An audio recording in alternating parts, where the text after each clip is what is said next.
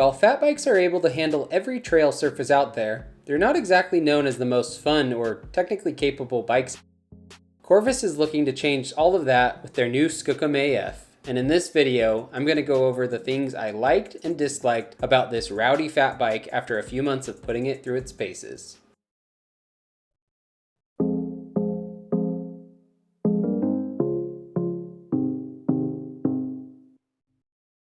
I always like to start off talking about the geometry and build kit because it helps you to understand my impressions a little more. Let's start with the geo, which, for a fat bike, is quite modern and aggressive. The 20-inch frame I rode has a 475 reach, an impressively high 672 stack, and a 120mm fork, paired with a 66.2 degree head tube angle and a 76 degree seat tube angle. While a fat bike does tend to have a more upright riding position in general, the reach is also typically shorter and the head tubes are usually a lot steeper for quicker steering at slow speed.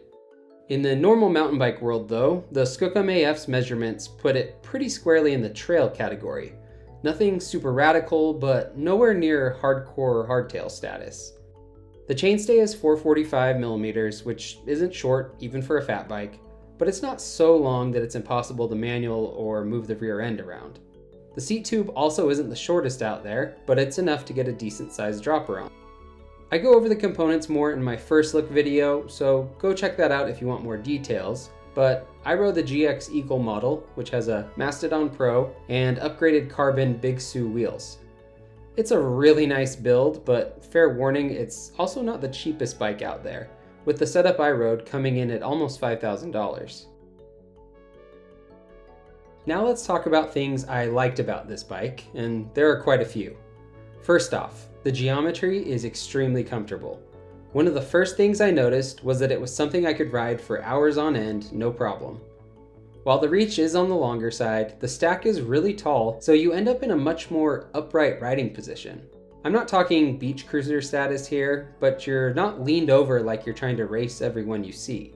The longer reach, combined with the slack head tube, also makes the bike really confident on steep and technical terrain. Like I said, fat bikes aren't usually built that way, so while the traction of the big tires does give you some added confidence, you're still fighting with the geometry a bit on a normal fat bike. The Skookum AF gives you the best of both worlds, and I felt a lot more confident taking on sketchy obstacles than I did on other fat bikes because of the big tires and modern geo. The rear end of the bike was more balanced than I thought it would be. Again, 445 isn't super long, but it's far from being short. I unfortunately only got to take on snow once on the bike, but I found it to be surprisingly balanced at slower speeds on flatter trails. That longish rear end in combination with the steep seat tube angle keeps you more centered in the bike, so you're not fighting a lifting or wandering front end. It's also still short enough, again for a fat bike, that the bike doesn't lose all of its playfulness or ability to lift and move around. On the component front, the Mastodon Pro is great as expected, and 120mm of travel is just about perfect for this type of bike. I'm not particularly picky about my brakes, but the Hayes Dominions were easy to adjust and more than enough power for a heavy rider and bike. I'm a big fan of carbon wheels on a fat bike because of the added stiffness and of course the weight reduction, and the Big Sue carbon wheels were really solid. Corvus also uses their own hubs on these wheel sets, and the 72 points of engagement is noticeable in technical terrain. The build is overall a little blingy for my typical taste, but in no way is it outrageous or completely unnecessary. Now on to the things I didn't love about the Skookum AF. The aggressive geometry is a bit of a double-edged sword. While it makes it really fun on techie, steep dirt, the bike suffers a bit on snow and flatter terrain. It does fine in those situations, I've already talked about that a little bit, but to be honest, it can feel a little bland and lacking in personality. It's not until you hit spicier blue trails and black diamonds and so on that the bike really comes alive. We have really long winters in Montana, and I think after a few months, I'd probably get bored of this bike on snow trails. It does make for a much more capable bike the rest of the year though. A rigid fork may help this, but you'd have to find one with a taller than normal axle to crown, so the geometry isn't completely out of whack. My other issue with the bike has to do with the chainstay length. Since this bike is really focused on dirt, I think Corvus probably should have optimized the bike for a smaller tire. say a 27.5 by 3.8 or 4.0, instead of trying to clear the biggest tires out there. This would have allowed for shorter chain stays, which would make the bike even more fun and playful on the types of trails it's designed for. I think most people who buy this live somewhere that gets some snow but not a ton, or live in an area with a lot of sand. So the smaller end of the fat tire spectrum is enough to get by in the winter. So if I change one thing on this, I'd say go as short as possible while still being able to clear 27.5 by 4 and 29 by 3 inch tires, of course.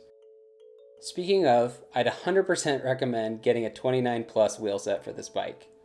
I took it on a couple rides like that and it was so fun. It's easier to pedal for long distances and rolls over anything like a fat tire, but with a lot less rolling resistance. Corvus actually sells some of these on their website, so you can even have it all come at the same time. Overall, the Skookum AF is a very welcome addition to the fat bike world, and I think it may even be the direction fat bikes are headed. There aren't a ton of drawbacks to the longer, lower, slacker mantra, at least within reason, of course, and I think fat bikes would benefit from a little more of it. If the Skookum AF had adjustable chainstays to lengthen it out for winter and go extra short for summer, it'd be just about perfect. Thanks again to Corvus for sending this bike out for a review.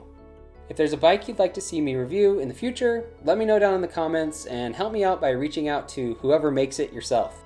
There are a lot of reviews out there for the mainstream disciplines, but in-depth fat bike reviews are harder to come by, so let's change that. Be sure to subscribe if you enjoyed this, and check out the links in the video description for some of my favorite tools, components, and even my little e-bike. Thanks for watching, and I'll see you next time.